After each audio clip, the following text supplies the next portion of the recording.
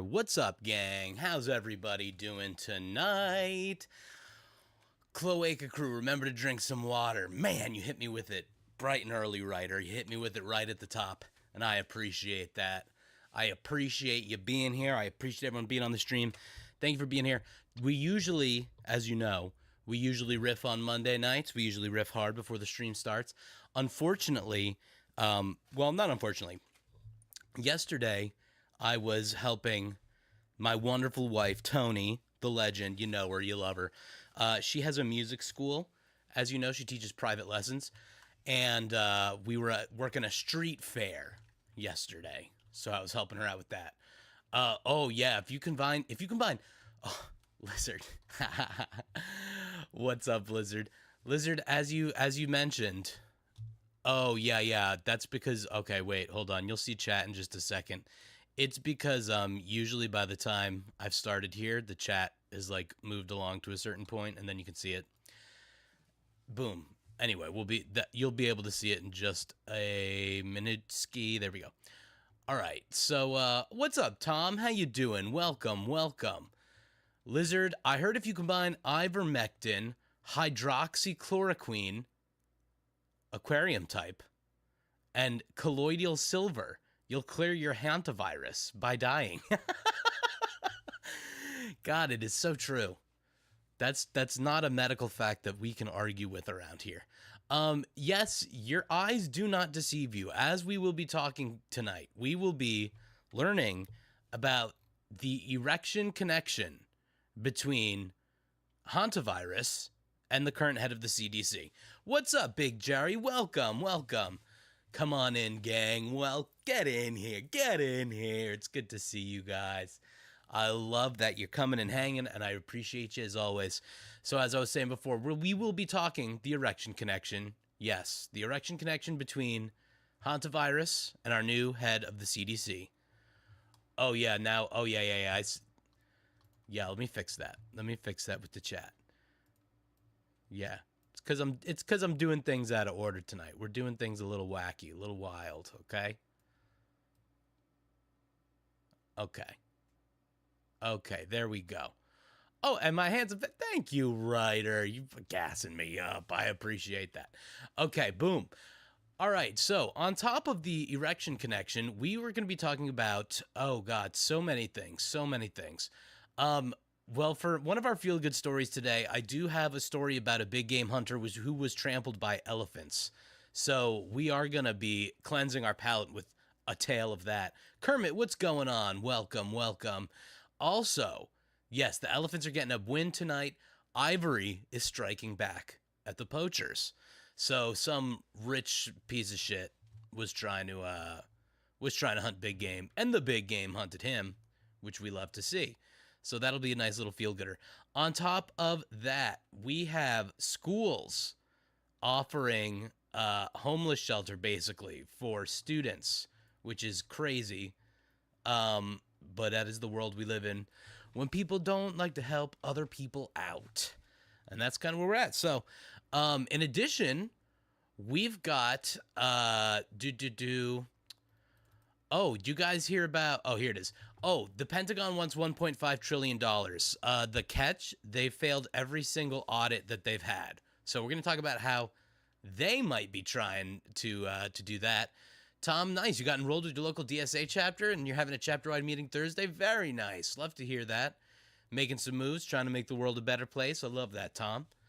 Oh, and at the Daily Mail, Some employees protested. They were mad and they smeared their poop on the wall. So we'll be reading that story. I didn't read like any of that. I was like, that I don't need to hear anything else. You're in. You're in.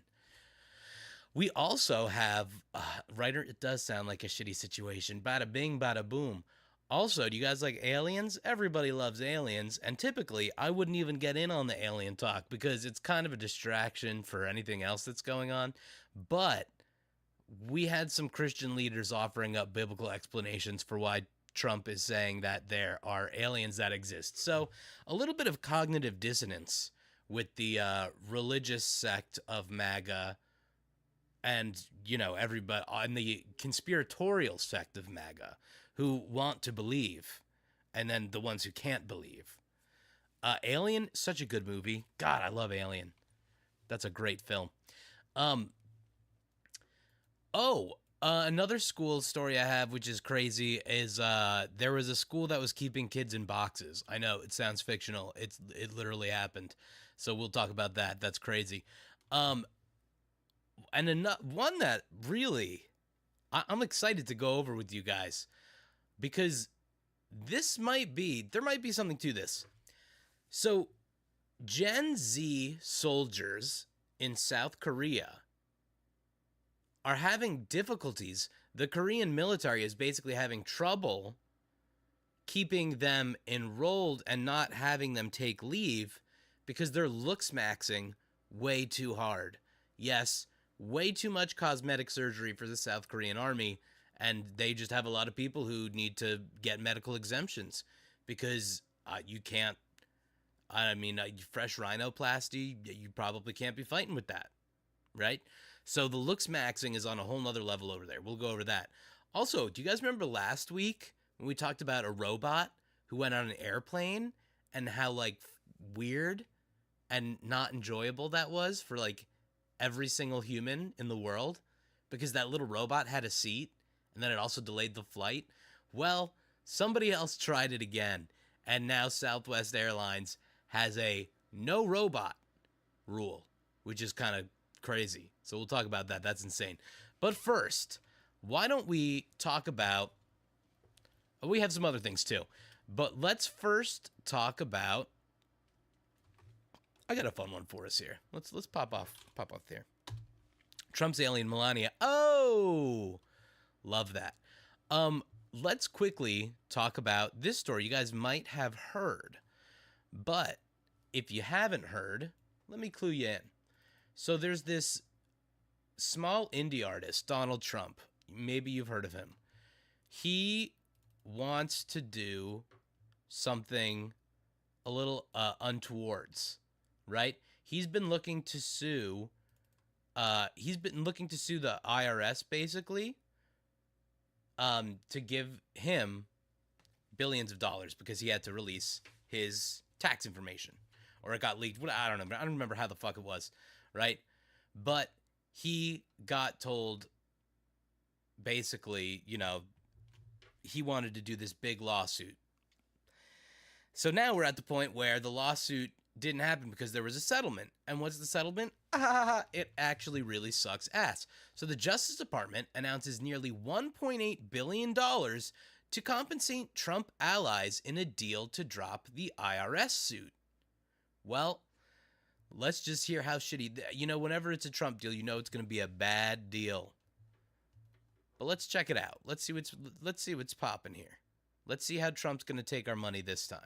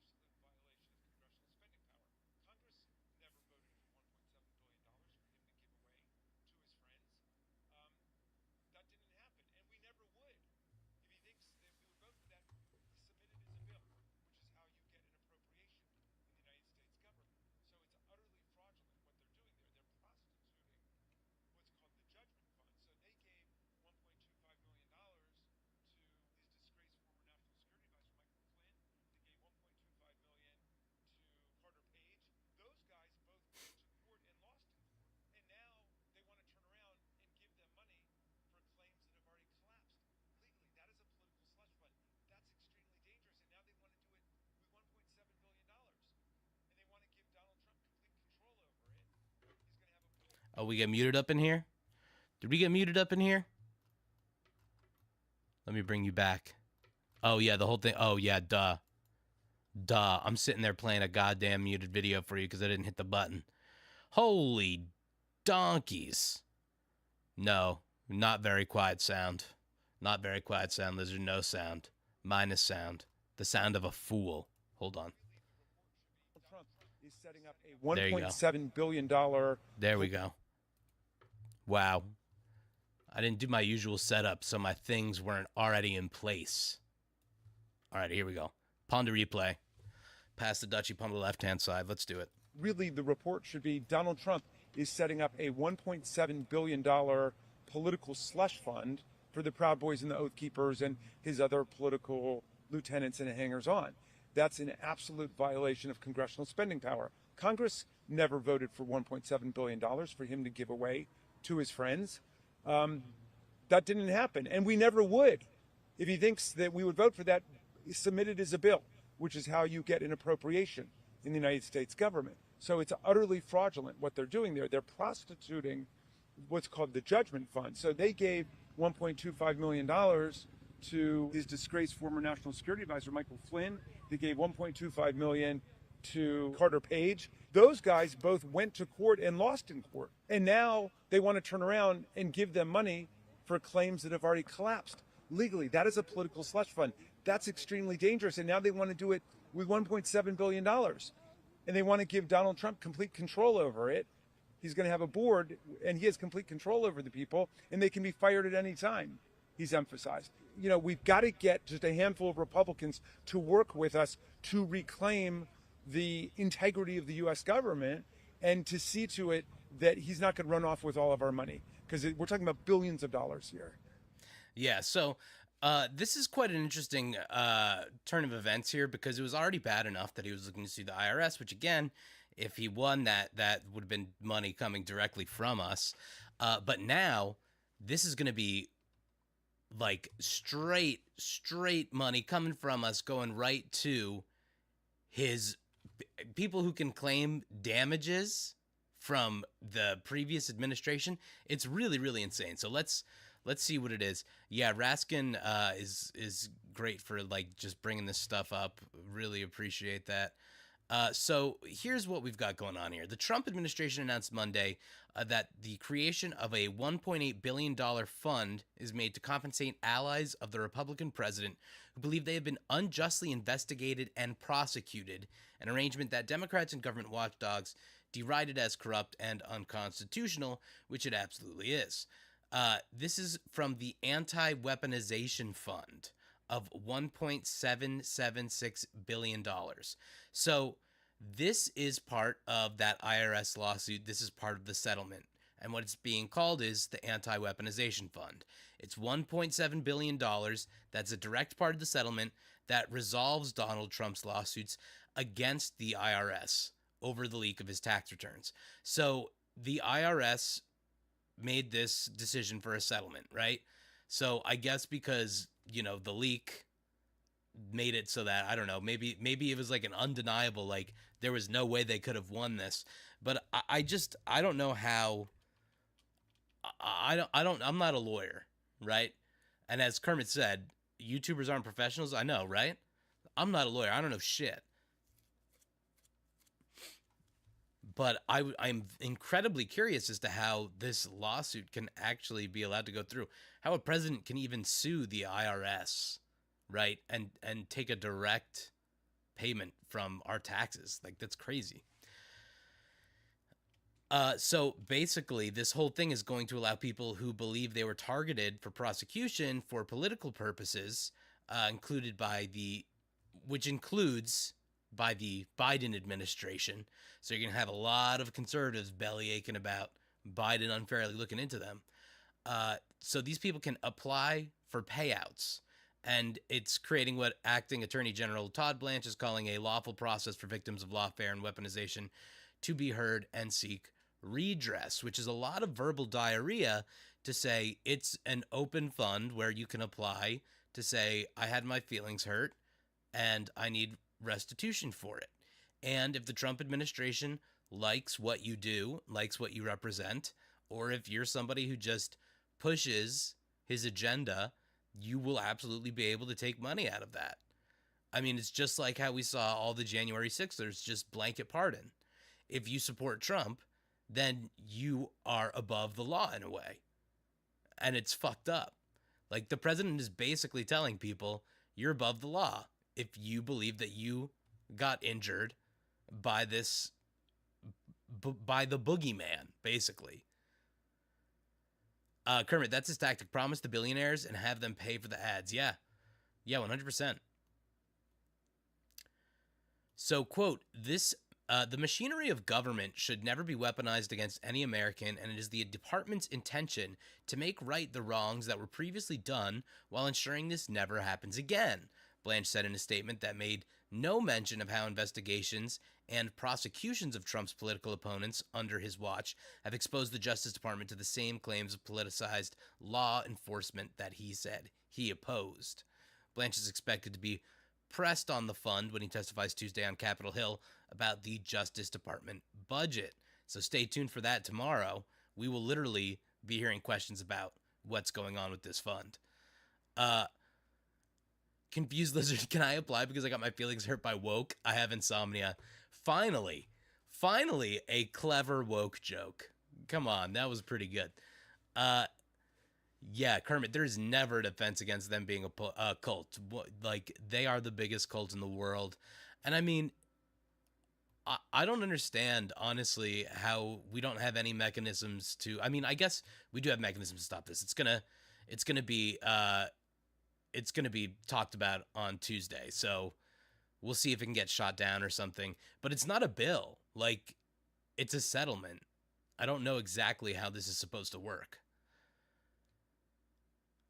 Yeah, Lizard, all the claims get rejected and he and his friends pocket the money. I'm sure, right? You got to set up like a whole business to run the applications and everything.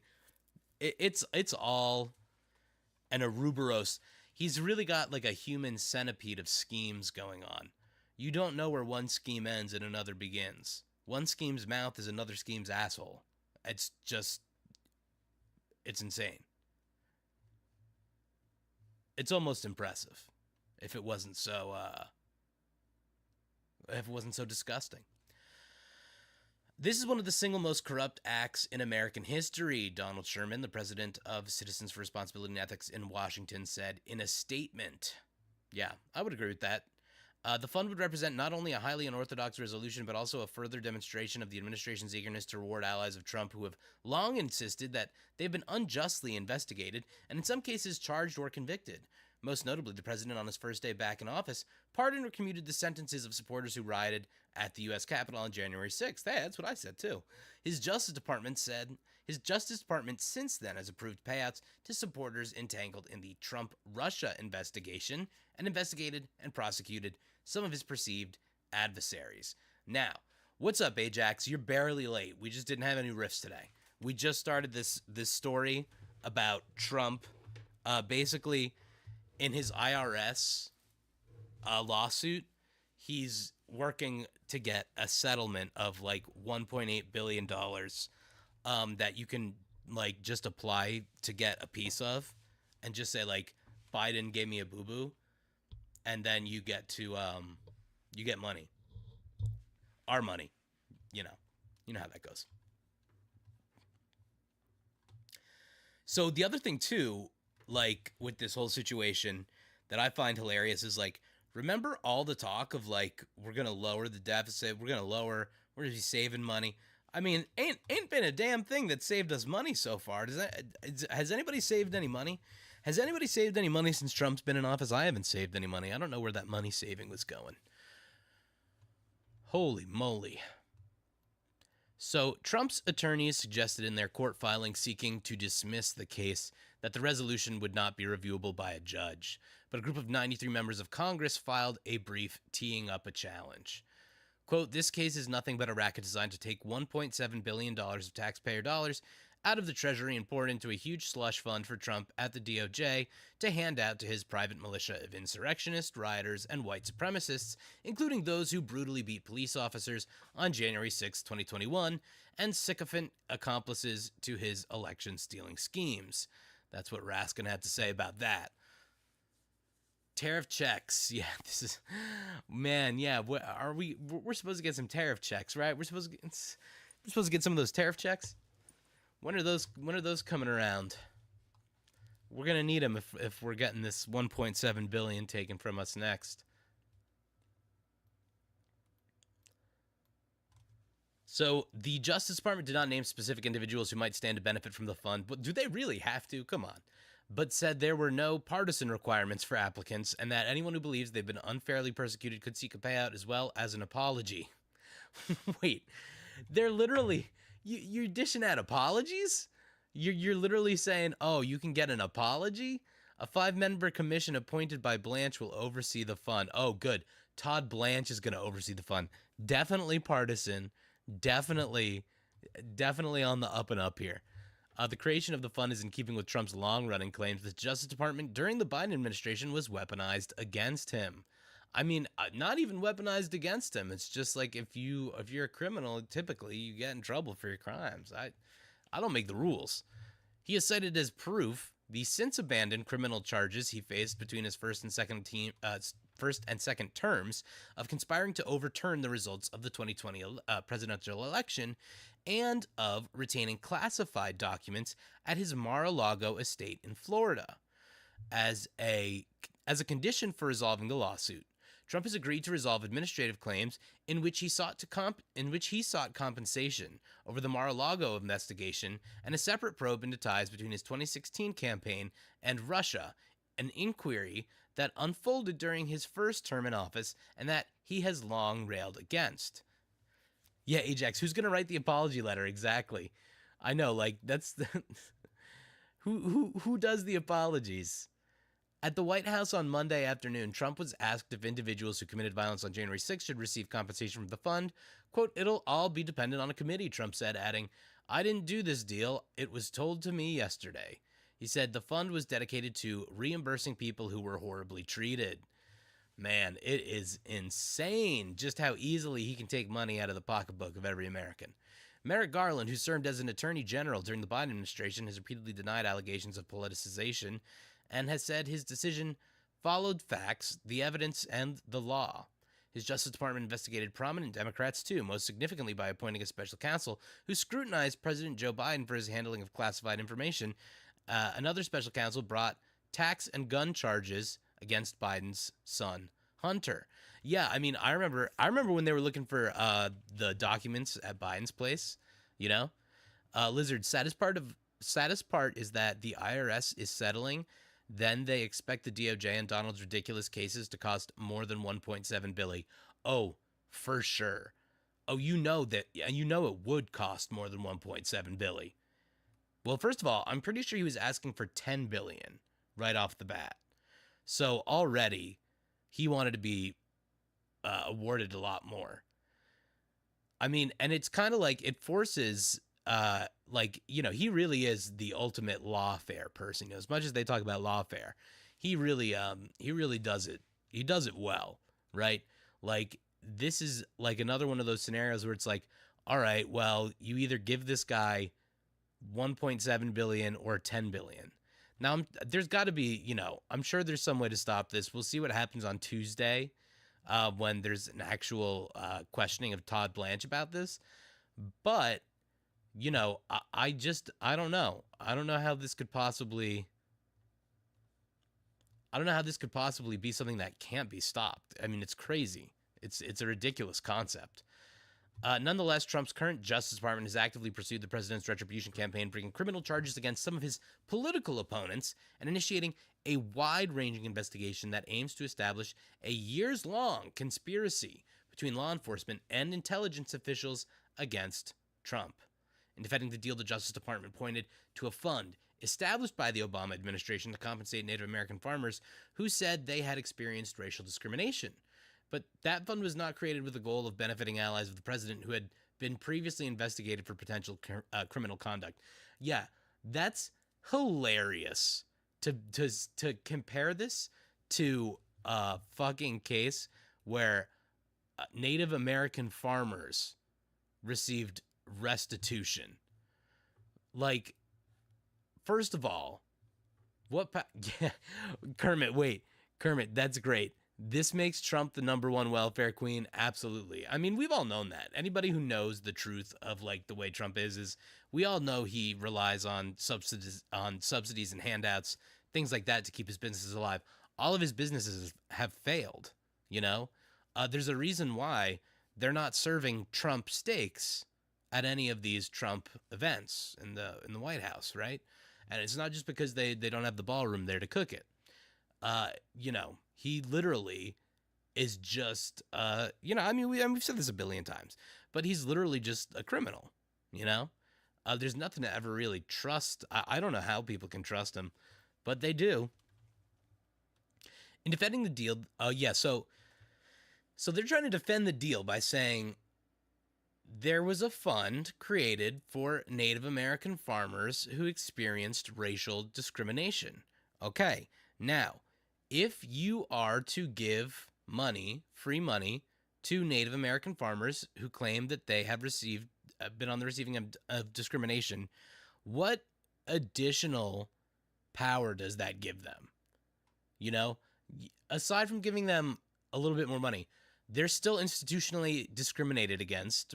They're still in a position where they don't have the autonomy to do what they want to do.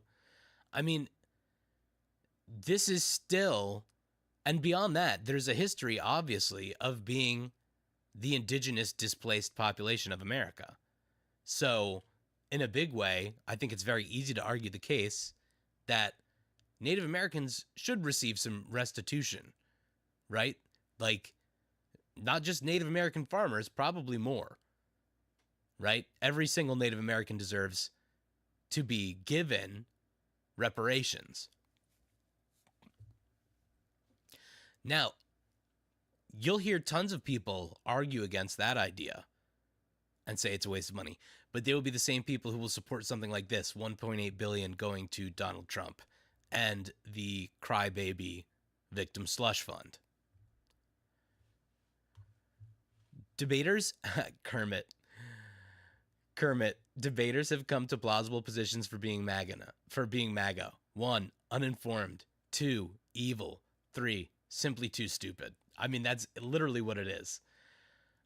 Ajax, yes, this is reparations for January 6thers. 100%. Jan 6ers, Christian nationalists, anybody who would do Trump's bidding, this is your slush fund, right? And they need a big slush fund because constantly they operate by paying people, you know? So they need that money. Trump's lawsuit followed the leak of tax returns. So this was what happened. Trump alleged in a lawsuit filed in Florida earlier this year that a previous leak of his and the Trump organization's confidential tax records caused him reputational harm and unfairly tarnished his business reputation. Yo, that's insane. I mean, that claim is laughable. The president's son, Donald Trump Jr. and Eric Trump also joined the suit because they love just sucking straight off of daddy's teat. In 2024, former IRS contractor Charles Edward Littlejohn, man, that's a cool name, who worked for Booz Allen Hamilton, a defense and national security tech firm, was sentenced to 5 years in prison after pleading guilty to leaking tax information about Trump and others to 2 news outlets between 2018 and 2020. All right, so the guy who leaked it was sentenced to 5 years in prison. So, I mean, whatever. What do you even need to sue the IRS for? At that point, like, what does it even matter? But the reality is, of course, you know, he wants as much money as he can get. Like, I saw a great Onion headline today that was just like, Trump asks for 1.3 million or 1.3 trillion just to have. And that's literally what he's doing now. This is like, that's all this is. The outlets were not named in charging documents. Oh, yeah.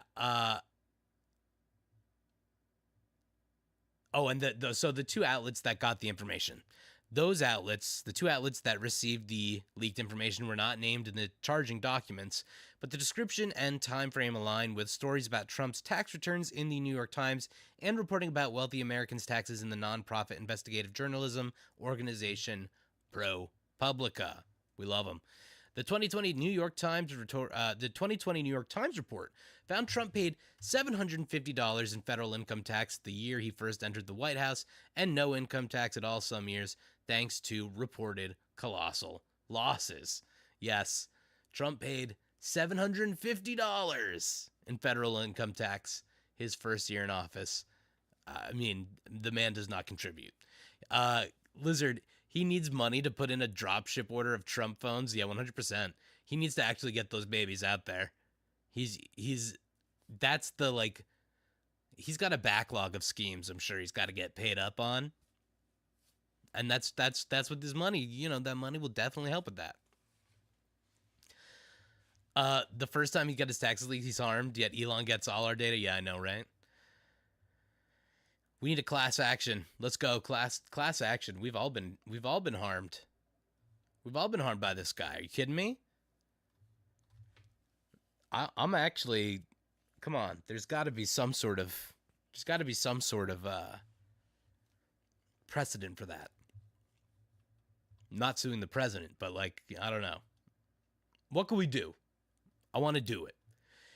In the first sign that a settlement was coming, lawyers for the president asked a judge last month to pause the case for 90 days while the two sides worked to reach a settlement or resolution. Kathleen Williams, the judge handling the lawsuit, dismissed the case Monday and in her filing admonished the government agencies, notably the Justice Department, for not being transparent about the settlement deal. She said no agency, quote, submitted any settlement documents nor filed any documents ensuring that settlement was appropriate where there was an outstanding question as to whether an actual case or controversy existed. So the whole thing here is is crazy. I don't know how it'll actually work out. We'll see tomorrow when they talk about it and when Todd Blanche is questioned about it. But if this does go through, if this is allowed, then it is a huge erosion of protections for us. I mean, and it sets a precedent for future leaders to come in and kind of do the same thing. I mean, what's stopping this from happening on a smaller scale if it works for Trump? What's stopping it from happening in local elections or something like that? It's just, it's a big slippery slope we got here. And it's bad. But I'll tell you what, I'm going to keep an eye on it, and we'll keep you guys updated if anything else changes on that front.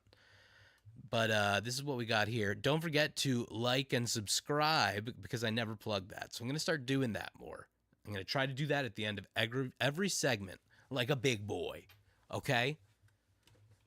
Like and sub and shiver your timbers, as the kids say. I know what the kids say. Okay. Anyway. That's Trump there. Now let's warm our hearts with the story of a big game hunter who gets trampled by elephants, okay? Let's cleanse the palate. Cleansing time. So you guys know big game hunters, right? They're bastards. Nobody likes them. They have no friends. That's why they have to try to travel the world to shoot things in an attempt to make those become their friends. I don't know. Yeah, call to action. Oh yeah, you know that. Do a somersault. Do a barrel roll. That's my call to action for you all. Do a barrel roll. And speaking of, I will say, the Star Fox redesign, I have to say this, guys. I'm probably in a minority here. I'm glad they made the animals less hot. People are very upset about how not attractive these animals are in the new Star Fox. And I think the fact that they are not hot, that's the world healing. Okay? Can we not? All right, anyway. Elon, oh yeah, Kermit. Elon needs to be jailed. If nothing else, open a admission to take illegal drugs. We can find out the rest after. Oh, come on, he's definitely got some bad stuff. Anyway, let's talk about this loser. A millionaire U.S. big game hunter, 75 years young, is trampled to death by 5 elephants while hunting antelope in Central Africa. And you just love to hear nature correct itself like that. Ajax, they made Slippy less hot. No, that was the perfect. Thank you. Mwah, perfect response. Terrible. Big game hunters are the passport bros of Bass Pro Shops. That's poetry. That's poetry, Lizard. A millionaire U.S. big game hunter was ambushed and killed by 5 elephants while hunting small forest antelope in Central Africa. Sucks to suck. Californian vineyard owner Ernie Docio. So this guy's a vineyard owner? California vineyard owner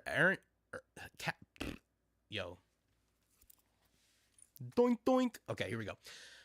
Californian vineyard owner Ernie Docio, 75, who owns a vast collection of exotic animal heads in trophy rooms at home, was trampled to death.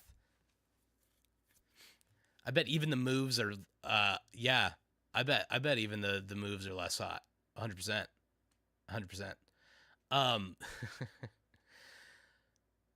So, I mean, I don't know. The irony of this is beautiful to me because you have this room full of all these heads, like your sick little cathedral of death. It's just weird, man. Why do you want to have all those fucking dead animal heads in your room? I don't get that.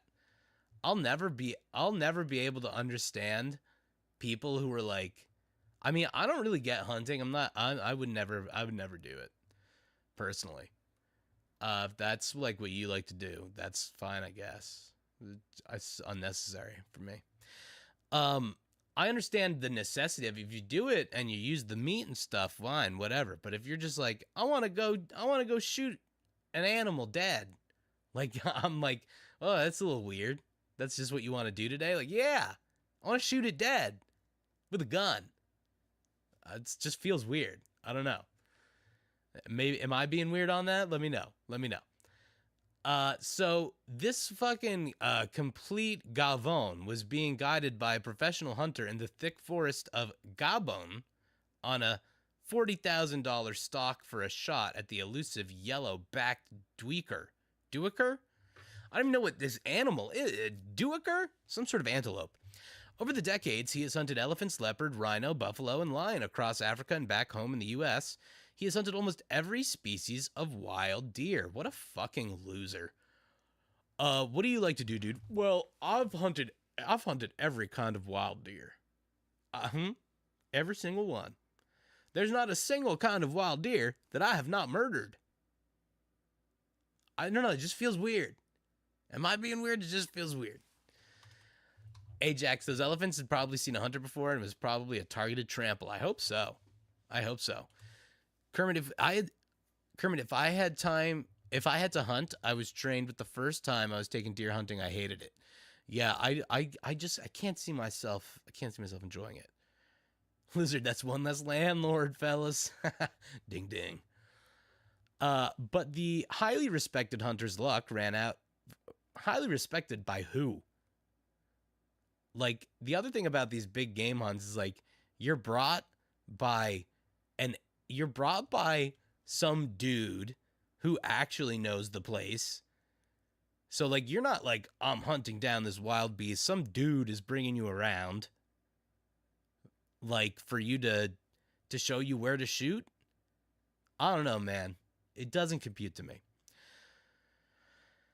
But the highly respected hunter's luck ran out last Friday while in the Lope Oconda rainforest when his hunt stumbled into 5 female elephants with a calf. They're just protecting the baby. African elephants are the largest land mammals, and females can stand 12 feet tall at the shoulder, weigh nearly 4 tons, and run at speeds of up to 25 miles per hour. Yeah, that's a car. That's a very heavy car hitting you. The startled elephant herd immediately charged Mr. Docio and his professional hunter. The elephants were so well hidden in the dense undergrowth that they appeared as if from nowhere, and the professional with the high-powered rifle was just flung aside. Ew, look at you. I don't want to see your pictures, you loser. I want to see your trophies, you goddamn dork. He was seriously injured and lost his gun in the thick bush as the elephants attacked the terrified hunter with just a shotgun, who was then brutally trampled underfoot. A retired game hunter in Cape Town who knows the victim said, Ernie has been hunting since he could hold a rifle and has many trophies from Africa and the U.S. Although many disagree with big game hunting, all Ernie's hunts were strictly licensed and above board and were registered as conservation and culling animal numbers.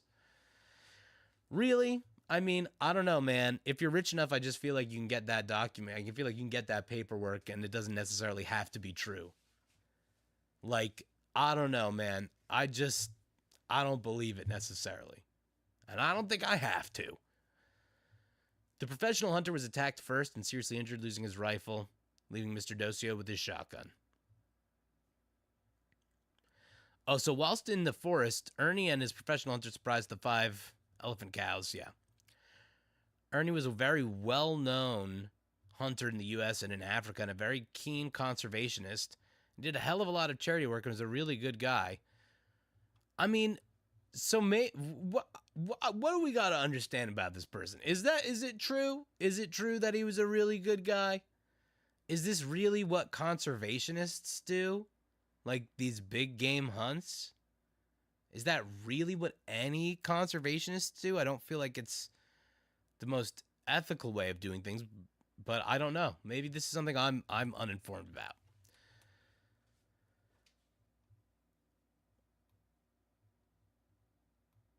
So Gabon is known as Africa's last Eden, with 88% of its 100,000 square mile territory covered by forest, and is home to 60% of the world's remaining forest elephants. That's crazy.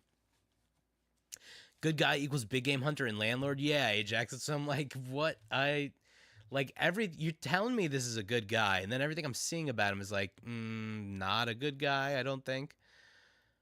Mr. Docio was hunting for the rare yellow-backed duiker, which is a shy forest-dwelling antelope first discovered by an English botanist in 1815 with short 8-inch horns. He also had a license allowing him to hunt dwarf forest buffalo in Gabon. But did he have a license for this one? I mean, is this conservation? Like, if it's rare yellow-backed duiker, is it conservation to hunt it then? That doesn't sound right to me. The safari company Collect Africa confirmed a client had been killed on April 17th in a brief statement saying he and his professional hunter, had encountered the elephants during a hunt in central Gabon. Yeah, it's crazy. Damn, they said a lot of shit about this guy. The big game hunter had his own private function rooms filled with hundreds of his trophies, including elephant, rhino, bear, buffalo, lion, crocodile, zebra, and leopard. That doesn't sound like a conservationist to me. Like, what the fuck? Mr. Docio... Oh, I don't want to see that. Mr. Docio also shot and had almost every species of buck in the USA, including elk, moose, and reindeer mounted on his walls, along with wildflower, including turkeys and geese. Now, I know I'm in an area with a lot of deer, so I do know, like, we get deer, and there's, like, licensed hunters who hunt them to keep the population in check and whatever, and that does help, like, with the environment. That helps with conservation. That helps with the ecosystem around here, and it needs to be done. This doesn't sound like the same thing to me. Like, obviously he's going after one of these rare creatures, one of every buck in the county, one of every buck in the country. Like, this doesn't sound right to me. He was just a farmer and a good old country boy. He loved to hunt and fish. There are not many in the U.S. today who would have a trophy collection to match Ernie's. Yeah, that's probably a great thing. That's probably a really, really good thing.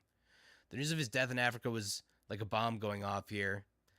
In August last year, millionaire U.S. big game hunter Asher Watkins, 52, was brutally gored to death by a buffalo he was stalking with a guide in Limpopo province, South Africa. Yeah, maybe you just don't need to be doing this. Crazy.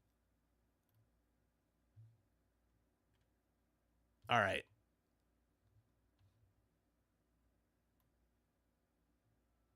And just, oh man. Mr. Watkins from Texas, who is also a conservationist, who I guess is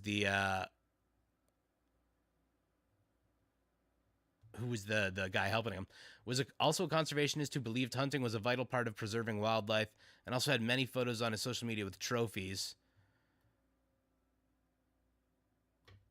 Shit's crazy. This is about his personal life. I'm not going to go too far into that. But yeah, I mean, this is a strange thing to me. I'm gonna be like 100% honest with you.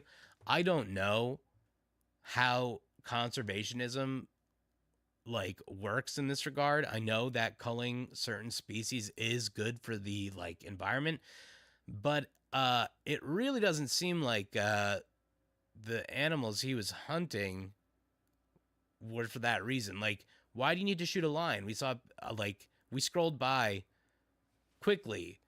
Why lions? Why buffalo? Why all these animals that seem to be less overpopulated?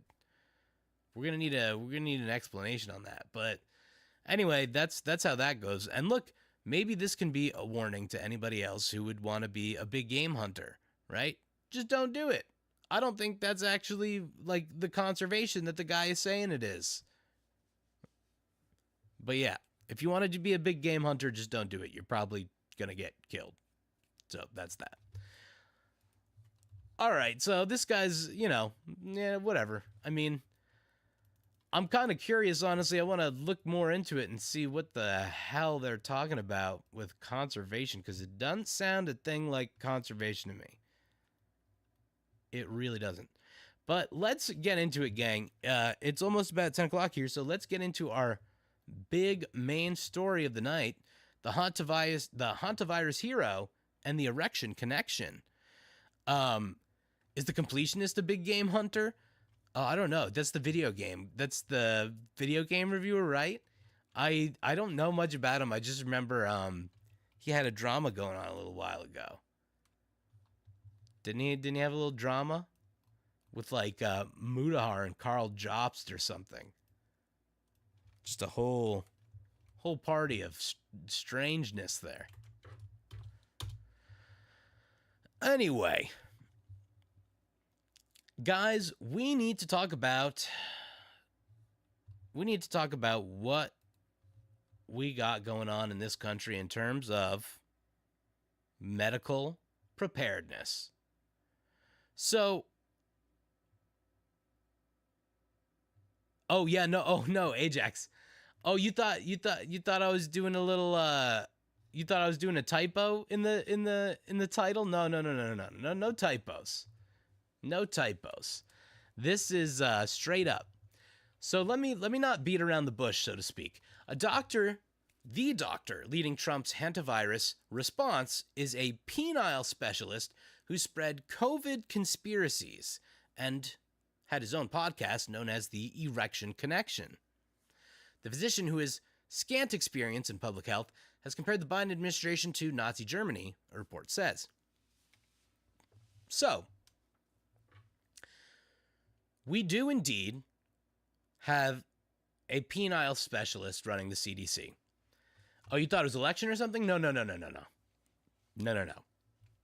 You thought we were talking election connection? No, we are talking erection connection. And I found an episode for us to pull up. But let's get it. We have a whole ride here to go on. We have a whole ride to go on here, gang.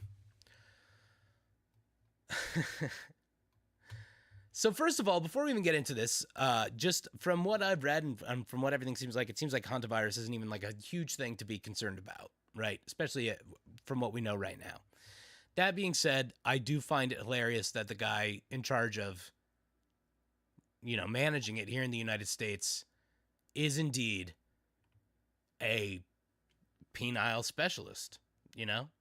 That wasn't on my bingo card yet, but I've thrown out my bingo card for 2026. It's useless. Doesn't have anything on there that's going to be happening. Mr. President, what do you think about the handling of the hantavirus by the U.S.? I think do you regret withdrawing from the WHO, given that? No, I'm glad. So we were paying the World Health Organization $500 million a year. Look, it's a lot of money, but in the overall scope, it's not that much, but it's a lot of money. And we weren't being treated well, and they were making the wrong diagnoses. I was the one that said it came from Wuhan. They didn't say that. They refused to say that because they were totally owned by China. They gave us all wrong information. On COVID, they were totally wrong. And I looked today and I saw the same doctor that was there. He's a good politician. I don't know how the hell he kept his job, but he was there telling us about this. Now, the one thing with this one is that it's much harder to catch. And we've had it for a long. It's been around for a long time. People are very familiar with it. So, I hope it's fine. All I can do is everything that a president can do, which is actually somewhat limited. But it seems like it is not easy to spread. In fact, it's in certain ways very hard to spread. We've lived with it for years, many years. And we think we're in very good shape. We're very careful. And Nebraska has done a fantastic job. They have a place there that those doctors are unbelievable. The job they've done. Yeah, please. All right. So overall, that is correct. Okay. The hantavirus is something that we're familiar with. It's probably not going to be too much of a concern, right? And again, we'll see as things go on, but it doesn't seem like this is going to be as much of a concern. More importantly, yeah, Bubble Blazer. All I can do is anything a president can do. That's definitely one for the books right there. Absolute gibberish. Incredible. So yeah, he obviously doesn't know what he's talking about when he says that, but it is overall accurate in at least saying that hantavirus is harder to catch, right? It's harder to give to one another. But what makes this story interesting is our penile specialist. So one of the physicians leading the Trump administration's hantavirus response is a penile specialist with a history of spreading conspiracy theories about COVID, according to a new report. Dr. Brian Christine, an assistant HHS secretary and a top official responsible for infectious disease policy, has emerged as a key figure in the government's handling of the respiratory virus, which was identified aboard a cruise ship earlier this month. So our respiratory health is in the hands of a penile specialist. Let's see. During a press conference in Nebraska, Christine said the response would be grounded in science and transparency, according to CNN. His recent record, however, raises questions about that pledge. And we got a ban a bot. A bam. A see bot. Now, Christine has scant experience in public health, and that's one of the big concerns. The network, that's one of the big concerns with him. Before joining the Trump administration in November, he practiced as a urologist in Alabama, where he primarily specialized in penile implants. He hosted a show on YouTube dubbed Erection Connection, where he spoke about erectile dysfunction. Now, Dr. Brian Christine does indeed have a YouTube page. Would I love to show it to you? Of course I would. But if there's one thing I've learned from my brief time visiting his page, you can certainly show medical penises on YouTube. In a medical setting, you can show penises. You definitely can. So we won't be looking at his page. And I actually don't know how much of the Erection Connection podcast we can actually check out. But I have at least seen the intro, and I really need you to hear the song that he picked as the intro for the podcast. But I'm getting ahead of myself here, okay? Ajax, how much of a specialist? Does he know the best techniques? I don't know. That's a great question. He knows how to implant it, but does he know how to use it? Okay? That is a good question. Dutch rudder, pilot bombardier. I don't even know what that means. Dutch rudder. I don't know that one. Sounds familiar. Sounds familiar from the high school days. I don't know pilot bombardier either. Oh, man. So, Christine, like we said, he has scant experience in public health, and he used to be a urologist in Alabama. CNN reviewed Christine's media appearances and social media posts and found that the physician, a 4-star admiral, has repeatedly accused public health officials of targeting conservatives and amplified right-wing conspiracy theories. Yeah, this is where the real riffs come in. So this is Admiral Brian Christine here, in his little seaman outfit. Number two, I definitely haven't heard of. I actually think I may have heard of number one from high school. It's like bringing back some memories. For example, he once compared former President Joe Biden's administration to Nazi-controlled Germany. And I mean, look, I'm no Biden fan, but I mean, that feels almost hilarious. I mean, that feels funny just compared to what we're dealing with right now. Not that either one is Nazi controlled Germany, but if there's one that's definitely playing around with fascism, it's going to be the Trump administration here. Now, there aren't any concentration camps. He says, quote, "There aren't concentration camps in the United States, but there's no question that conservatives feel threatened," he said during a podcast interview in 2022, CNN reports. Quote, "There's no question that conservatives like myself and others feel like the government is being weaponized against us." Now, I would love for them to say specifically, like, how specifically is the government being weaponized against you? Can you be specific? He frequently derided COVID mandates, stating that vaccines did not stop the transmission of the disease. While the data is still being dissected, it is likely that vaccines reduce the risk of transmission in some people, according to Johns Hopkins University. Christine has also cast doubt on the legitimacy of the 2020 election, echoing claims made by President Donald Trump and other administration officials. Now, that's some of the stupidest shit you could say. Additionally, he has pushed for banning abortion without exceptions for incest or rape, according to CNN. Okay, that's one of the stupidest things you can say. I have a feeling that this guy's going to be one of those where everything he says, the next thing sounds like the stupidest thing you could say. In response to a request from the outlet, HHS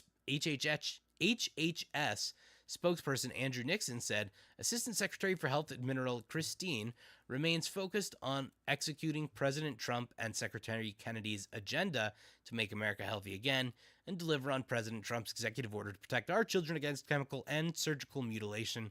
Holy moly. Anything to not do any actual work, huh? Really just, like, we just don't want to do the actual work for this job. It's crazy. Kermit, you went on a Scouts long hike, 50 plus miles in 10 days. Jeez. The latrines were side by side or back to back. Co-pilot or bombardier. Oh, bombardier. Right? Bombardier? Is that how you pronounce it? Blazer, anything a president can do, which is hopefully everything soon. Trump at some point in his brain. Yeah. So this is Brian Christine, okay? And that's the tale of where he's going with the Hantavirus stuff. Now, what I need to show you is the Erection Connection. Okay, our podcast. Now, how do you think this medical podcast starts? Dr. Brian Christine here. He has 10K subscribers. Again, I cannot go onto the page, and I don't recommend you go unless you want to see just graphic images of dongs. And not like dongs in a way that they're like out and about, and you're like, if you like dongs, you're gonna be like, oh, look at dong. Like there were like bloody dongs. There were bloody dongs. You don't want to, don't go on the page. Don't go on the page. But let's get a little sample of our current head of the CDC and his classic podcast. Let's get it started. Hello, this is Dr. That's that's the audio clip he chooses to put at the beginning of his podcast. Let's get it started in here. He cuts it off and just let's get it started. I did not understand that. It cracked me up. Let's get it started. Why? Love it. Hello, this is Dr. Brian Christine, and it's Wednesday in the operating room. It's actually Ash Wednesday, and this is another edition of the Erection Connection. What, why, and how? Oh, Ash Wednesday. Okay, so you get it. It's okay. Holy moly. Yeah, we're not going to be watching that. It's some medical shit. Okay? So watch at your own discretion. But this is some medical shit. I'm not going to be watching it. I can't watch it on stream. I would never watch it individually because medical stuff makes me fucking queasy. I can't do it. But I needed you guys to see the intro, okay? Yeah, there's just a dude zonked on the operating table here. Yeah, 100%. I mean, this is why I wanted to show you guys the intro, because it's like the whole package of like, this is the guy running the CDC. He's a penile specialist. He's got his dude conked out on the table here. And this man doesn't know that he's about to be part of a video that starts like this. Let's get it started. And that's just one of my favorite things. That's just one of my favorite things ever. Who knows if the patient gave him permission to film? I have no idea. I'm sure it's on the, well, I don't know. But anyway, this is the guy who's going to protect us from the hantavirus. We're all good. Again, I don't think there's anything to actually worry about with the hantavirus, but this is the guy who's going to be taking care of us if you wanted something to giggle at while you're having your fear of illness or whatever. That's Dr. Brian Christine. Man, truly proof that everybody should have a podcast. All right, let's go to the Daily Mail story here.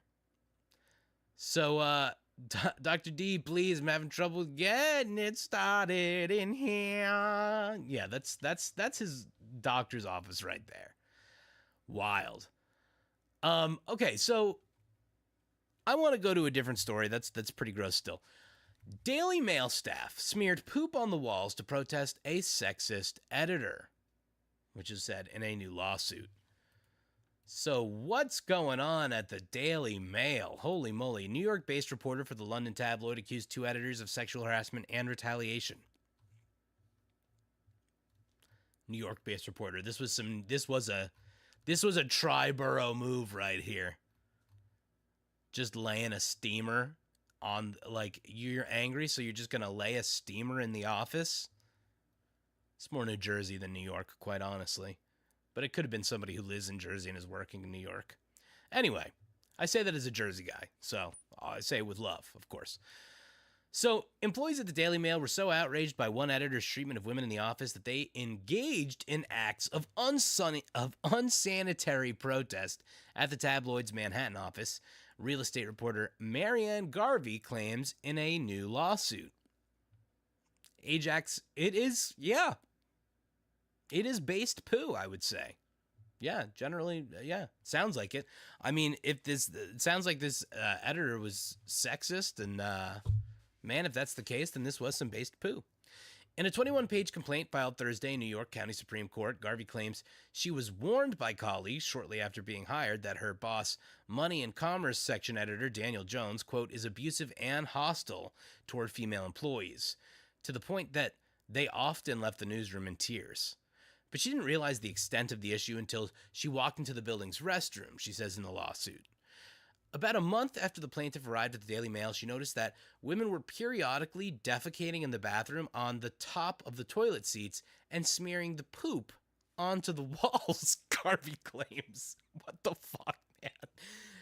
Plaintiff's colleagues informed her that women were performing these grotesque acts to protest the Daily Mail's mistreatment of women, and more specifically, for failing to take action in response to complaints of sexual harassment. I mean, go. Like, get it. Tell them. I mean, I'm all for it. Look, when your corporate overlords are not respecting you and are not treating you like a human, then why should you treat them like a human? I mean, come on. Ajax, I don't think it was officially upper deckers. I can't tell. I can't tell if it was upper deckers or not. It sounds like it was more of a smear situation, but I did get excited. For those who don't know, an upper decker is when you take off the top of the toilet and you do the dookie in the toilet top, okay? Very, very rude thing to do. You should not be doing upper deckers. It's yeah, sadly the janitor has to deal with it. Exactly. Yeah, that's true. This form of protest, oh yeah, that's a great point, Ajax. This form of protest might be misguided because I don't think the sexist people are going to... Oh, man. Oh, all right. Let's see how this is going to unfold. So Garvey, who's 50 and is a veteran reporter with credits for CNN, New York Post, New York Daily News, and other outlets, she says she was hired by the Daily Mail in February of 2025 and was on the receiving end of Jones' hate, discrimination, and harassment within mere weeks. First, he told her to stop using pictures of male real estate agents in her stories. No one wants to see that, he said, according to Garvey. only attractive women will get clicks. Garvey said Jones specifically directed her to use pictures of women in bikinis, and on one occasion sent her a nude stock photo of a woman and instructed her to send it to a female employee in the photo department. Whoa, what the fuck, dude? Yeah, I mean, so this is obvious. This is an office from hell. Okay. Wow. He later sent her another nude photo of a woman on Slack, she claims, asking her to include more photos in her stories like this and requesting hotter and more attractive images of women in real estate coverage. What? Yo, what is this guy? What even is this dude? According to Garvey, she's reporting on real estate and you're like, yo, these houses need bigger titties.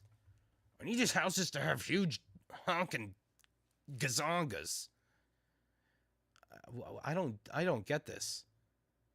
Again, he wants the real estate agent. He wants the people in the house, the pictures of the people in the houses to be hotter. I don't get it.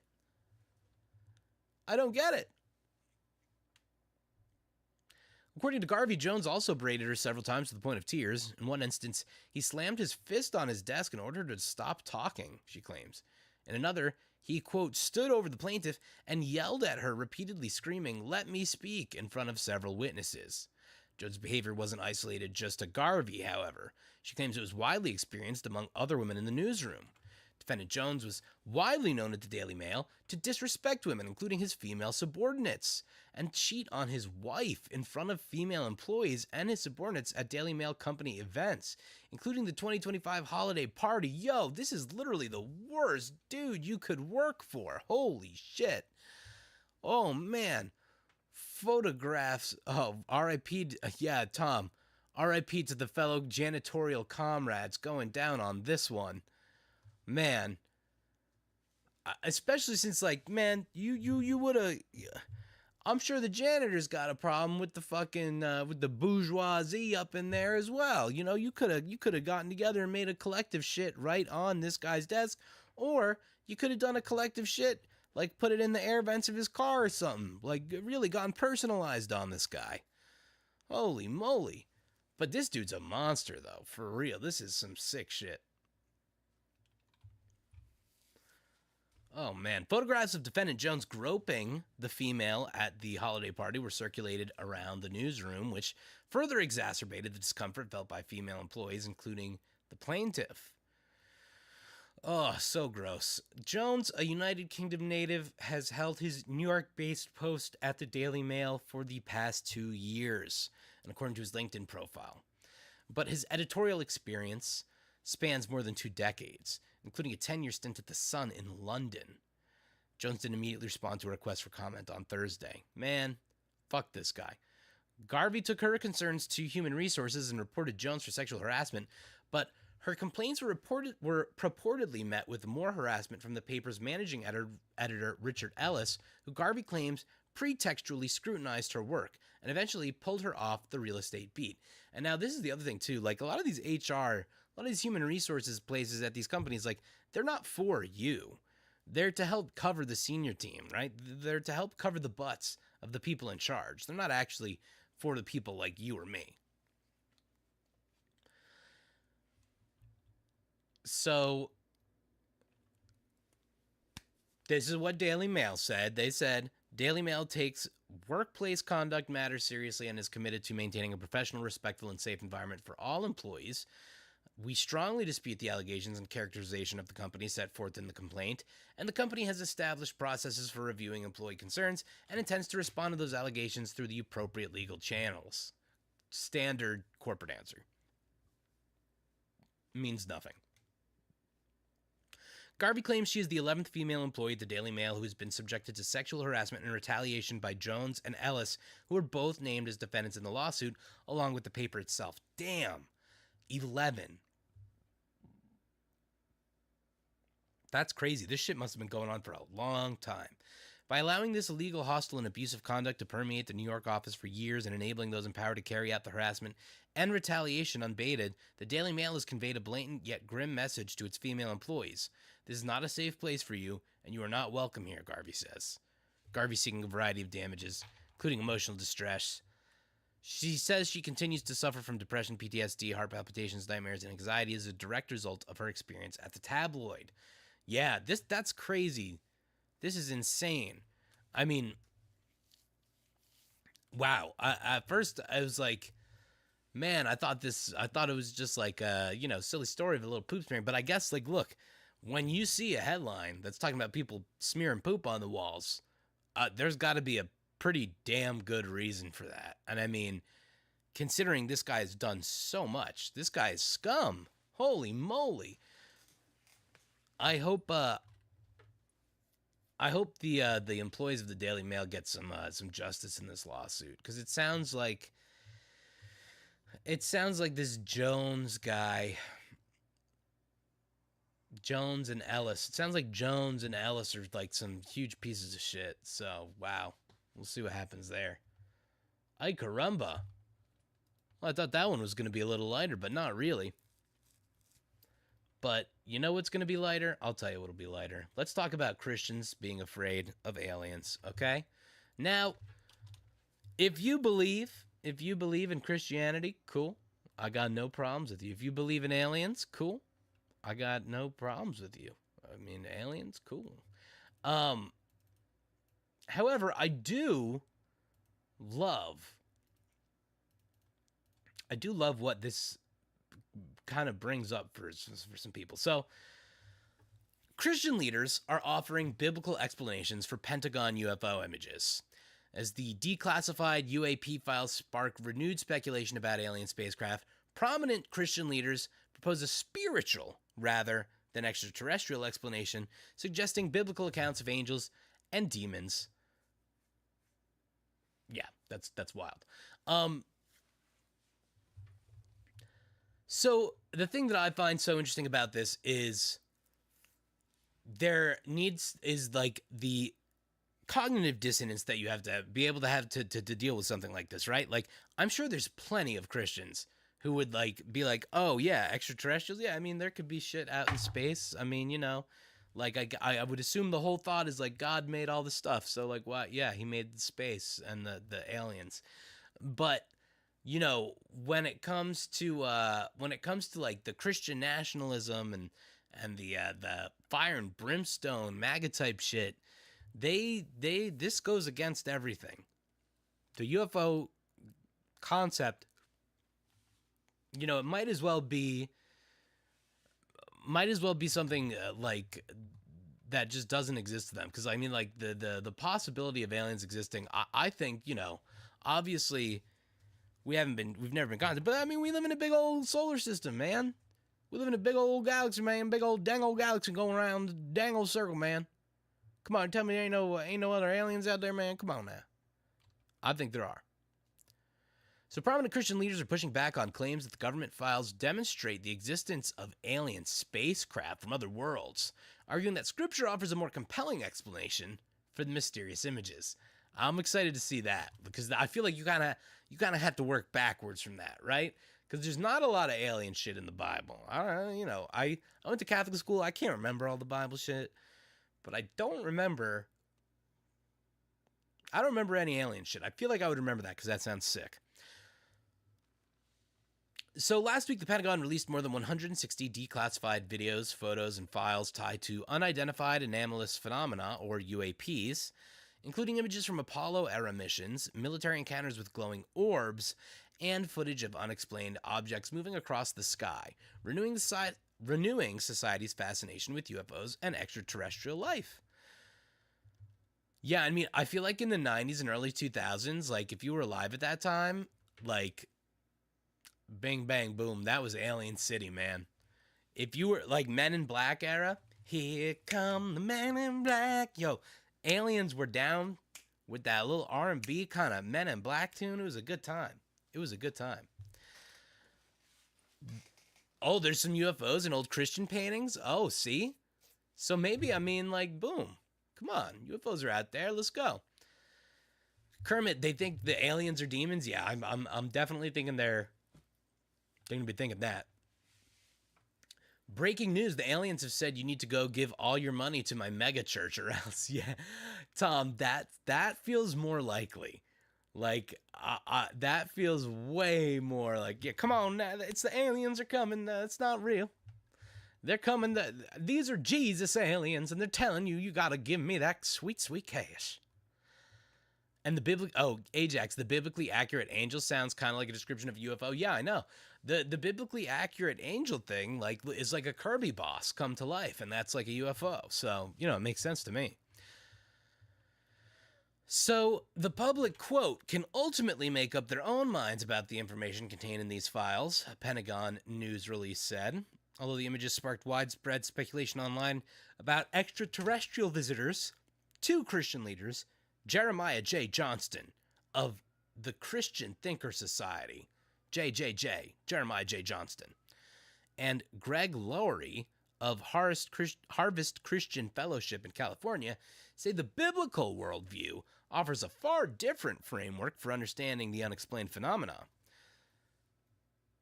Quote, let me say plainly what I've been telling pastors who have called me all week. I am not impressed by the imagery. Johnson wrote in a blog at ChristianThinkers.com. Boom. Slam dunk on him right there. Oh, what is that, an alien picture? I don't give a fuck. Oh, shit. That's not Jesus. That ain't God. That's kind of gangster, I'm not going to lie.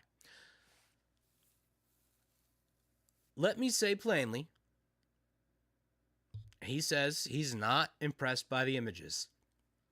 He said that to us plainly. And he says, if aliens are real, and I find no compelling reason to believe they are, these blurry frames are not the proof. As former President Obama himself conceded, if the government were sitting on alien bodies, some guy guarding the installation would have taken a selfie. I don't know about that, but okay. Quote, I looked at the images, Lori wrote. I wasn't convinced. Nothing I saw made me say, that's it, we're not alone. Yet both men also suggested that the images may not have a purely material or scientific explanation either. Quote, the moment someone spots something unexplained in the sky, the cultural default is immediately aliens from outer space, Lori asserted. But what if the better explanation isn't extraterrestrial, but extra-dimensional? Boom. He's getting on this. He's going to hack it with the Jesus shit right now. What if we're dealing with isn't from another planet, but from another realm entirely? The spiritual realm, the God realm. Both Lowry and Johnson suggested that the images could depict God, angels, or demons, sometimes called fallen angels. Quote, so when a pastor asks me, do I believe there is intelligent life beyond Earth? My answer is, of course, Johnston wrote. The Bible has told us so for millennia. The heavens are teeming with intelligent beings. We call them angels. Boom, slam dunk. We call them principalities. Boom. We call them powers. Bam, bam. Scripture names them. Jesus spoke of them. Paul wrote letters about them. Yeah, he's not having any of this alien shit. They're not on the little green men train. And that's how I get down with aliens. So, get with the program.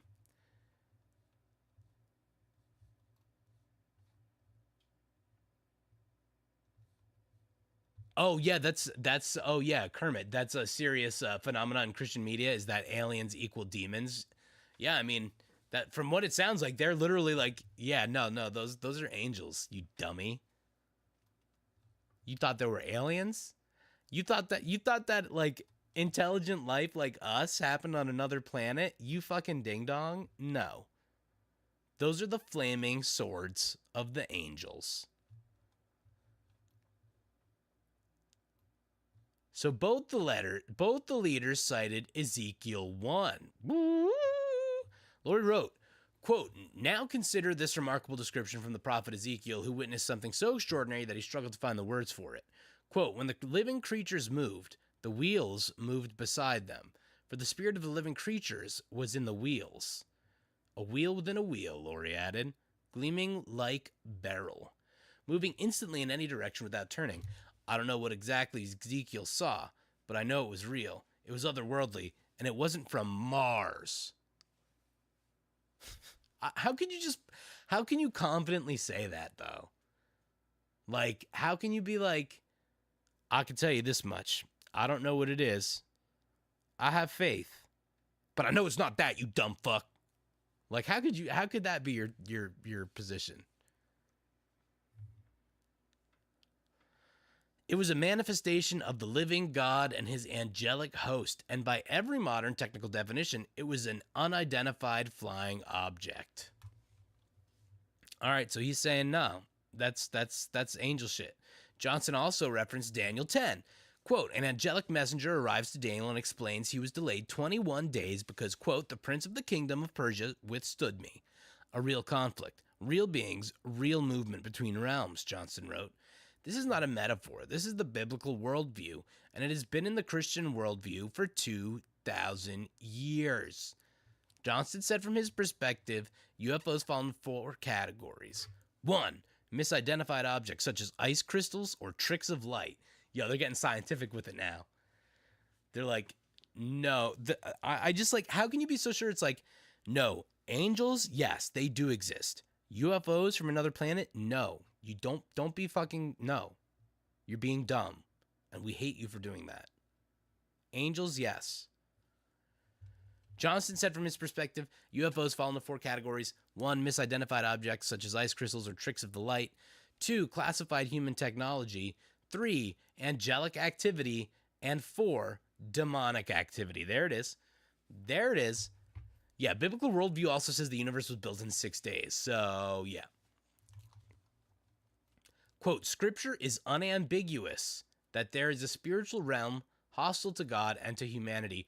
How can you say anything in the Scripture is unambiguous, man? The whole Bible's ambiguous as fuck. We don't even know, like we don't know so much shit about that.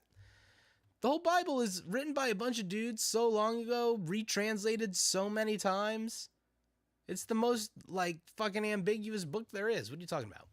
Scripture is unambiguous that there is a spiritual realm hostile to God and to humanity, and that this realm manifests in the physical world. Paul writes that we wrestle, quote, not against flesh and blood, but against principalities, against powers, against the rulers of the darkness of this world, against spiritual wickedness in high places. High places, Johnson wrote. The same scripture that warns us of fallen powers also assures us of ministering spirits sent by God. The biblical record is consistent. The heavens are active, and sometimes that activity intersects our atmosphere. I mean, yeah, exactly, Ajax. Seems more like a metaphor to me. I don't think it sounds that literal. It sounds kind of crazy. I mean, you know. Now, if holy angels can appear this way, what do you suppose fallen angels are capable of? Billy Graham put it in his landmark book, Angels. We should not be surprised if demonic forces counterfeit supernatural phenomena in order to deceive. Why should we not be surprised? How do you know that happens? Like, you're just saying shit. You're just guessing shit.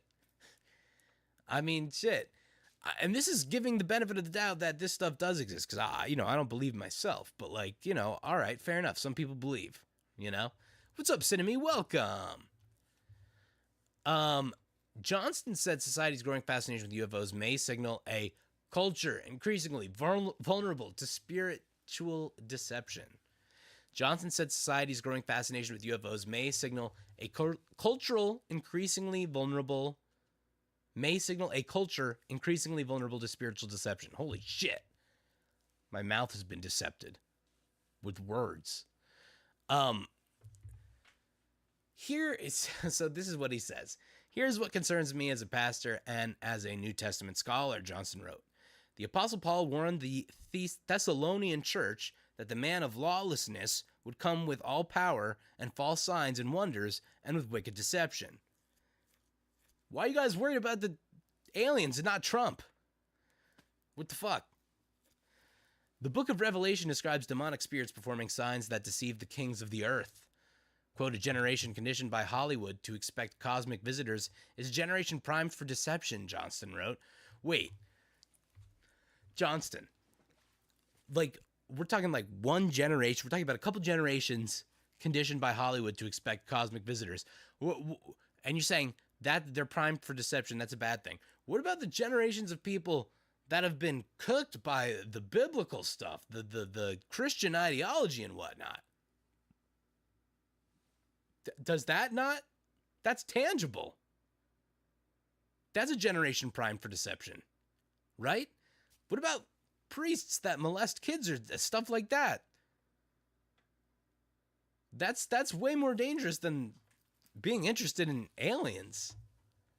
What? So Johnson continues, if the enemy of our souls, who scripture says masquerades as an angel of light, wanted to engineer a worldview shattering event for the modern secular mind, what better stage prop than a sky full of unexplained lights and a culture desperate to believe in something, anything beyond itself?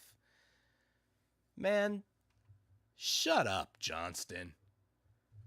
Man, Johnson, shut up. You sound like a dummy. Look, I think this is quite fascinating because, yeah, wait, Lizard, that's perfect. Lizard, you're right on the money. Stop believing in the wrong magic words, right? Like, respect to anybody who believes in religion. If you follow it and you practice it, I respect you. You're welcome to do that. No skin off my nose at all. But you cannot be out here saying like if somebody's interested in aliens, that's like a bad thing. Like that's like the most benign interest you can have in this day and age. Really. I mean, I feel like I would rather my kid be into like comics about aliens than a gun or something, So I think a generation conditioned by Hollywood to expect cosmic visitors is probably actually just like cool and chill because they've seen a lot of alien movies. And the generation primed for deception is probably the ones who are more willing to just accept words like this without any critical thinking themselves. So, yeah, that's how that one goes. Jeez Louise. Take me to your leader, am I right? Am I right, gang? All right. So, yeah, again, all this being said, if you hear the president or the vice president or anybody in the Trump administration doing UFO talk, it's just a distraction from everything that they're doing. It has nothing to do with anything. All right, UFOs be gone. Kermit, I don't respect this. Hey, I respect people who don't respect it too. I like, I'm with it on both sides. On both sides of that one there.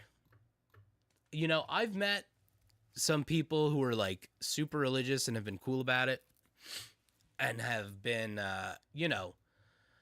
to me seem more like they have whatever stuff makes them a good person internally, and then they pick up religion and it just, maybe complements to that or whatever. But some people view it as like I don't know, something that's just gonna fix. It's like a quick fix or something. I don't know. People lean on religion for all the answers, I think, and that's it's tough. I have empathy for those people too. All right. Let's dive into our next story here. And I'm just going to grab my water real quick. 1 second. Get your water if you need water, gang.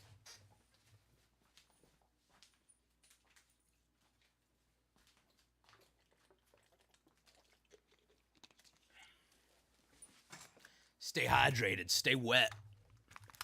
Stay wet out there, gang.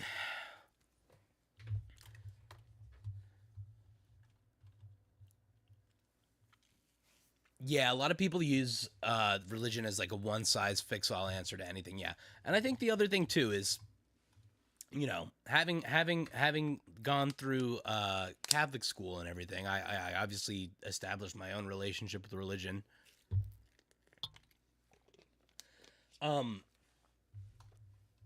But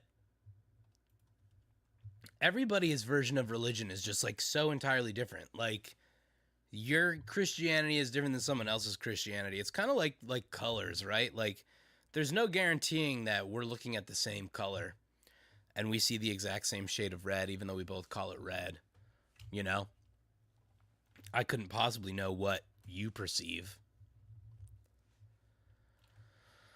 Alrighty. Yeah. Oh, Kermit, you were a Catholic school kid too? Oh, yeah, baby. I feel like it either goes, you either like, you stick with it or you just abandon, you just go, all right, abandon all hope, you enter here. No more Christianity for me.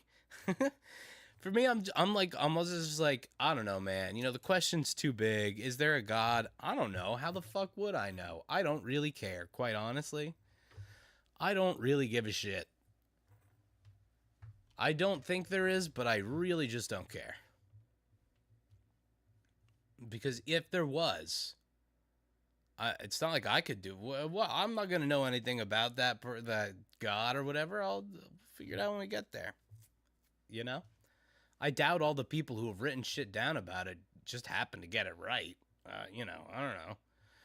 Anyway, let's talk about how the Pentagon is seeking a record budget despite failing every single audit that they've had. So, as you know, the Pentagon is where Pete Hegseth lives. That's his house, and I think that's where his nest is. He sits on an egg there.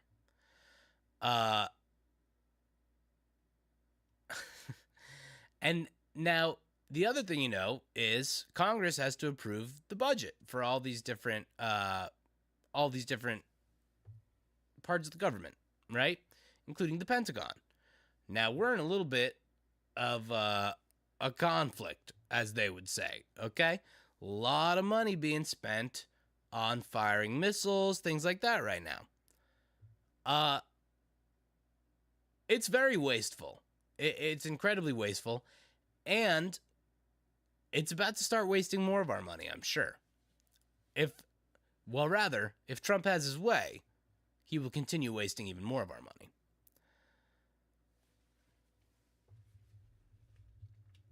Oh man, everybody in here has been in the old Catholic school. Tom, if God was real, I don't think he would allow genocides to take place on Earth. I think that's a fair thought. You know, I mean, like, if God is real, here's the other thing too. If a God is real, why would I expect that it's like some benevolent being? You know, maybe if God is real, maybe he would absolutely allow genocides to take place on the Earth because that's maybe how God rolls. Who knows? I don't know. Oh man, Ajax. Yeah, they need more money for that Pokemon vending machine. Yeah, I do remember. They do have that Pokemon vending machine in the Pentagon. Yo, honestly, if you work in the Pentagon, you have a bit of an unfair advantage in life if you are willing to just be unscrupulous. Think about this. You could be making all of your money in the prediction market, you know, using whatever intelligence you have. You could leverage that for your own financial gain. And then on top of that, they have that exclusive Pokemon vending machine in the cafeteria.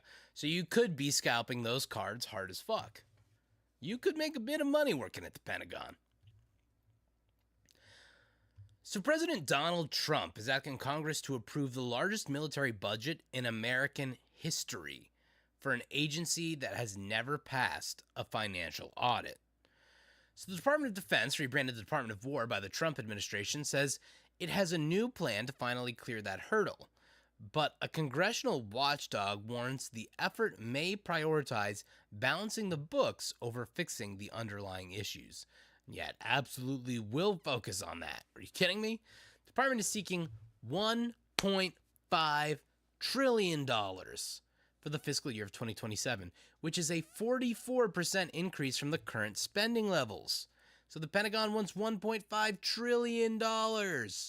In addition to that, you know, couple $1 billion that Trump wants for his little slush fund, This is like a whole new deficit. We're going to just add a whole new deficit to this thing. We're going to add a whole new national debt to their national debt.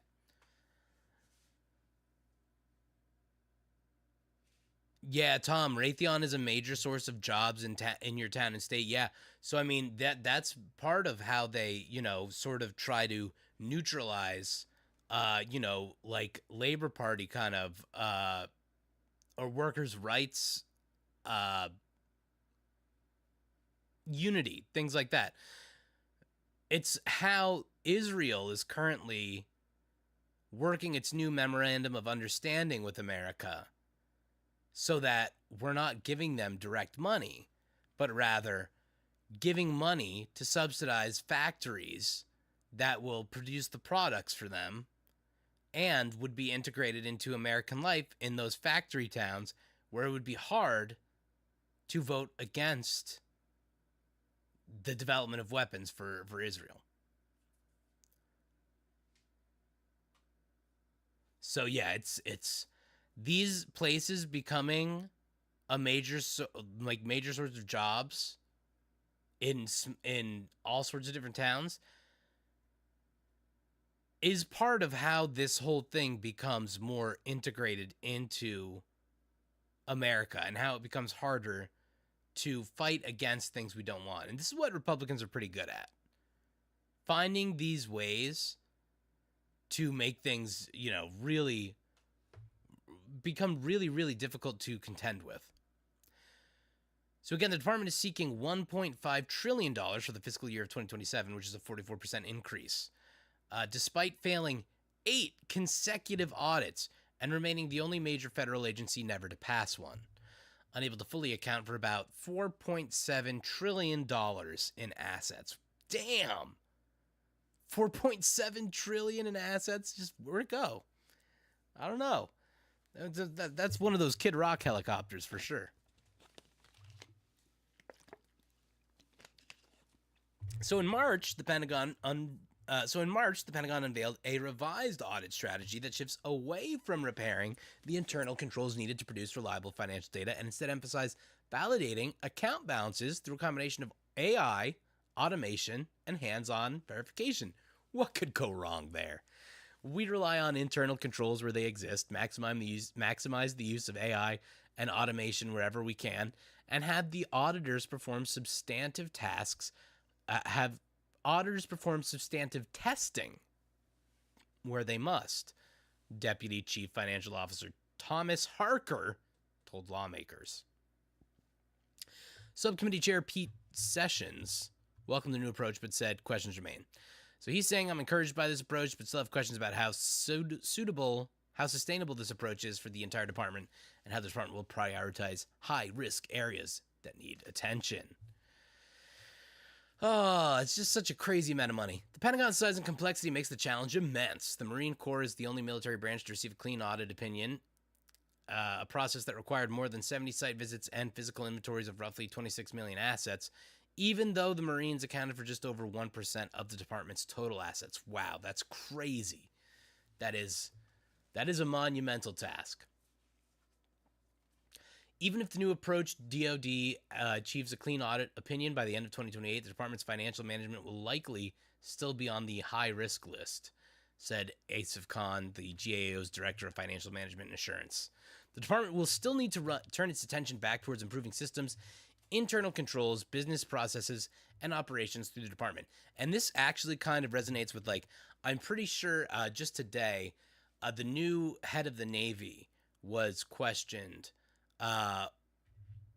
They had a hearing, and one of the questions was how are you looking to become more efficient so you're spending less money? They were naming all the missiles that they fired off and how much they cost and everything, and they didn't have an answer for that. They weren't thinking about that. So it's not surprising at all that they're failing audits like crazy. Khan also warned that weak internal controls combined with the proposed $441 billion increase in military spending could increase the risk of waste, fraud, and abuse. He compared the vulnerability to the fraud that plagued several federal relief programs during the COVID-19 pandemic. The money may not be going to the right places, Khan told lawmakers. The department expects, that's crazy that he's referencing it to like COVID relief funds. The department expects to spend $1.7 billion on audit-related work in fiscal year 2027 alone, according to GAO, about the cost of a dozen F-22 Raptor fighter jets. I find it particularly interesting that he's using the COVID comparison because it's like, man, like COVID, like the fraud that got associated with that, like, sure, it's bad, but like COVID at least was like, you know, a sickness we were trying to take care of, and that money was theoretically going to people who needed it. And even if it was being obtained fraudulently, it could still be going to people who need it, right? When it comes to just this is just money going to the Pentagon, going to military operations, going to imperialism, right? So, man, I just 1.7 billion is insane. And I mean, this is all, you know, I don't know, man. I hate the military. I don't like seeing us spending all this money to develop weapons and to fight. Like, we have no money for our schools, but this is what we have money for. It just doesn't make sense to me. Pentagon officials have pushed back on the characterization that the department's audit problems reflect poor financial management. Acting comptroller Jules Hurst told reporters in April that the difficulty lies less in wasteful spending than in tracking and valuing decades-old military assets. Quote, we buy a nuclear missile in the 70s, and then we have to account for the present-day value, which includes every single repair and modification we made of that missile over 50-plus years, Hurst said. It's the kind of stuff that makes it hard for the department to get an audit. And I do get that. Like, I understand that that would be difficult, but, you know, not having like over $1 trillion accounted for is super significant. The explanation did little to satisfy lawmakers at Wednesday's hearings. In all good conscience, I can't vote for that, knowing we've gone several straight years without an audit. That was from Kwesi Mfume, the committee's ranking Democrat. Department has, in fact, undergone 8 consecutive audits since 2018, but has failed each one. Yeah, man, it's a depressing state of affairs. We can't afford to help like the citizens of our country, but we have plenty of money to go to the Pentagon, to go to war. I mean, anybody who complains about misappropriated funds or like federal funds being misappropriated, whatever, like, this is so much worse. We don't have to be spending money like this at all, even close to a little bit. 44% increase? That's insane. And we would need even less money if we weren't in a war that we shouldn't be in right now. So, all in all, the Pentagon does not need this money, and I hope that this hearing has blocked any additional money from going there. But I guess we'll see. We'll see what that ends up being.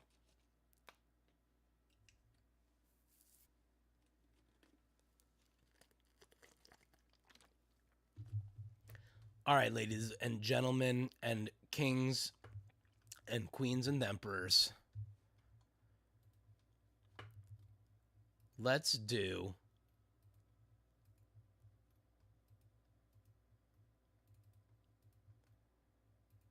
All right, let's do one more.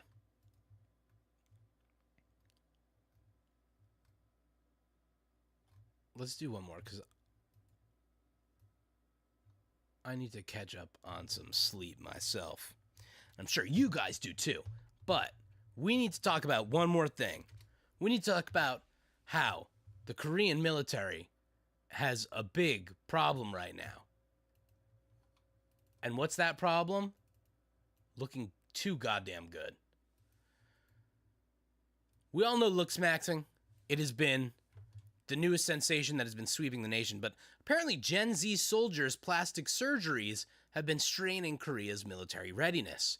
Okay, now this may be something we see over here in the U.S. sooner rather than later with the rise of the claviculars and whatnot, right? The acid injections, all these things to keep that are keeping the men looking beautiful right now. All right, these are very popular things. Frontline commanders are indeed. Oh yeah, Tom.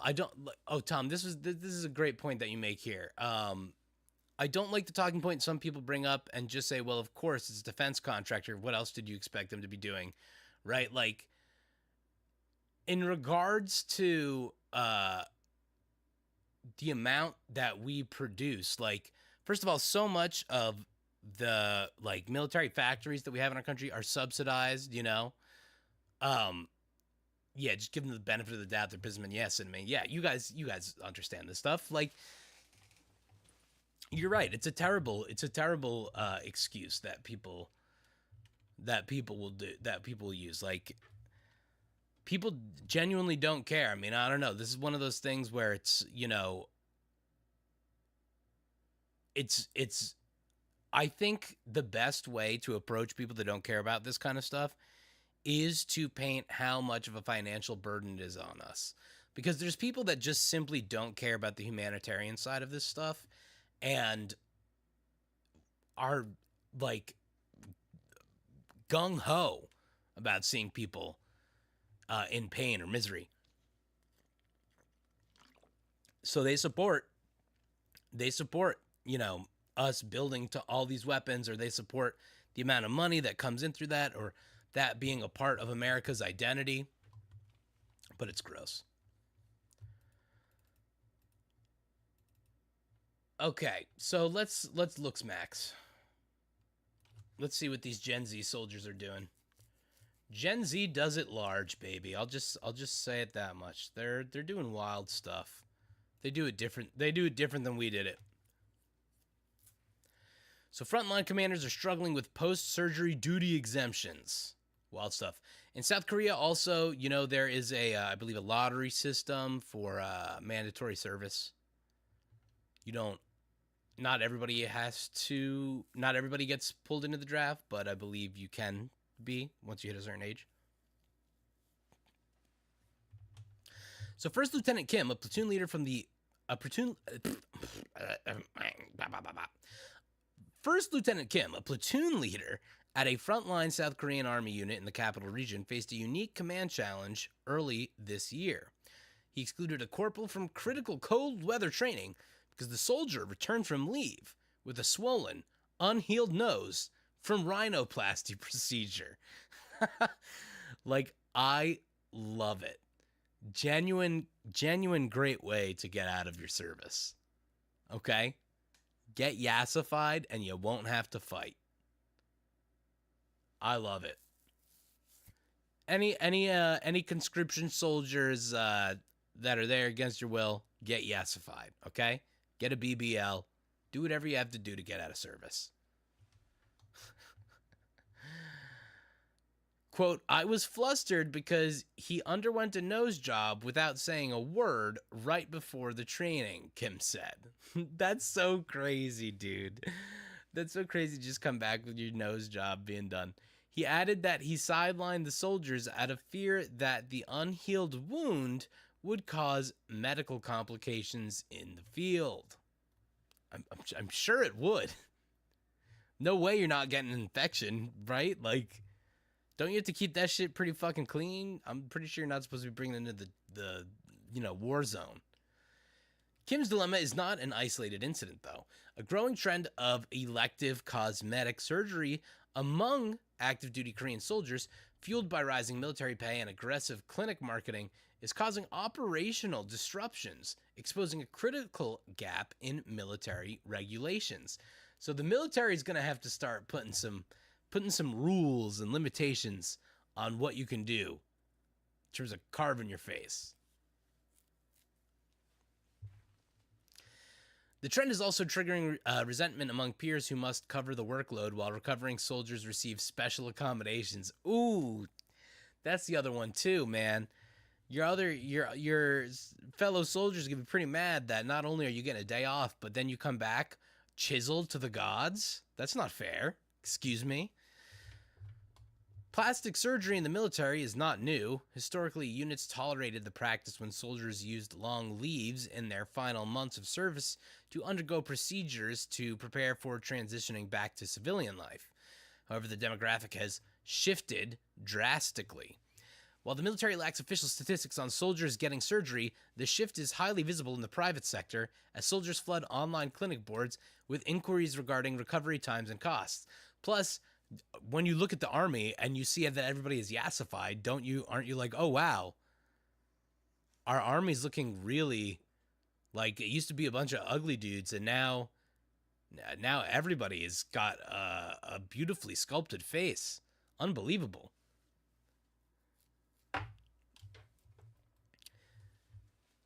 Two to three active duty soldiers visit weekly for eye or nose consultations, said Choi, a 38-year-old consultation manager at a plastic surgery clinic in Gangnam District.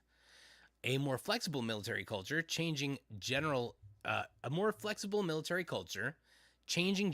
values, and significant pay increases are the driving surge. Corporal Choi, a 22-year-old soldier interviewed at a Gangnam clinic on May 4th, said he saved his monthly salary for months to afford the procedure.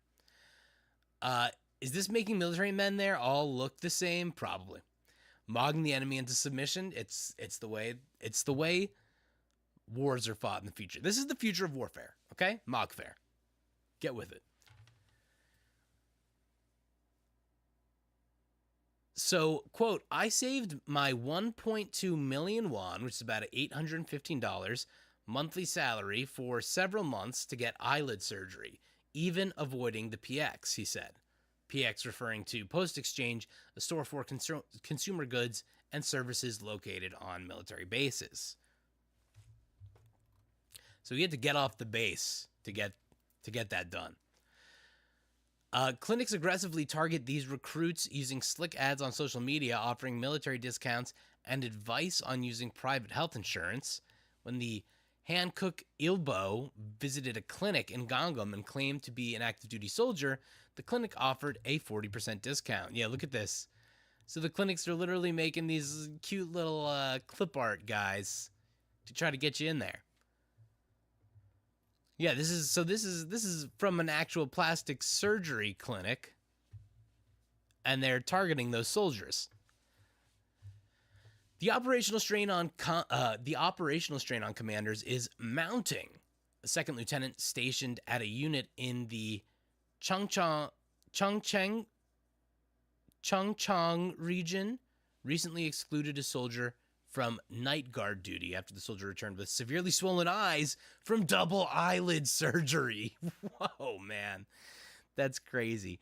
Quote, I had no choice but to take him out considering safety, the lieutenant said. In the end, we had to readjust duty groups with other personnel. Yo, this is insane. I can't imagine. Going off, getting your plastic surgery done, and then heading back there. This is kind of brilliant. If this is protest, good work. I like it. Commanders also face parental interference. Captain Park, a company commander at a frontline army unit in Gangwon province, received a phone call in March from a soldier's mother. Mommy called. Oh, man. She requested her son be excluded from trench maintenance because his eyelid surgery remained unhealed. Yo. I love that. You got mommies calling up. You got mamas calling up there. Going, hey, baby's got a rhinoplasty. He's not coming into war today. Sorry. I love it. Quote, it can set a bad precedent, so it is difficult to accommodate unconditionally. But if something goes wrong, officers can take responsibility. So I was in a difficult position, Park said. He noted considerable dissatisfaction among the soldiers forced to fill the gaps. Of course, they're pissed. They're like, I don't even get to look yassified. I don't get to look yassified or nothing. And I got to do double work duty now. Despite these disruptions, commanders lack clear rules to sanction or manage elective surgery recovery, and the framework act on military status and service and unit management directives lack specific regulations addressing the issue. because this is a brand new one here. Choi Ji-il, a military studies professor at Shang-Ji University, stressed the need for systematic management measures to protect the military's combat readiness while considering the values of a changing generation. Quote, the military must prevent cases in which soldiers miss training or unit activities because of lingering effects from surgery, Choi said.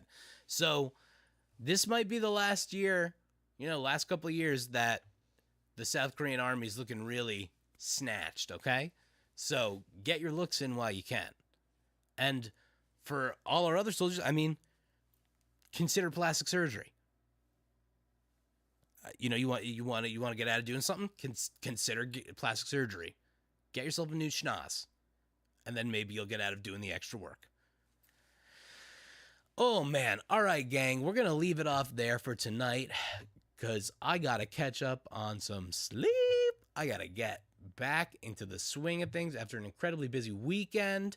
I've been a little MIA on the Discord just yesterday and today, just because, like I said, yesterday I was all day helping Tony with her music schools thing, and then today it was just another busy day. But I'm back on it. I'm back in there, hanging around, doing the fun stuff again. If you haven't watched the new Manly Pants video yet, please go watch that out. We exposed Asmongold, Heel versus Babyface, and Andy Pants for being agents of Sweet Baby Inc. And and then I've got video essays and more Manly Pants stuff coming up this week. And we'll be back next week with riffs for the regular Monday stream. And on Thursday, we'll be doing some more gaming. And that's the lifestyle we lead around here, okay? So I will see you guys on the other side. Thank you so much again for coming to the stream and hanging out with me. I really appreciate you guys coming and showing your support. This means the world to me, and this is like my favorite thing to do. So it's great. I just can't thank you enough. So thank you guys once more. I will talk to you this week, and I will see you on Thursday. Peace.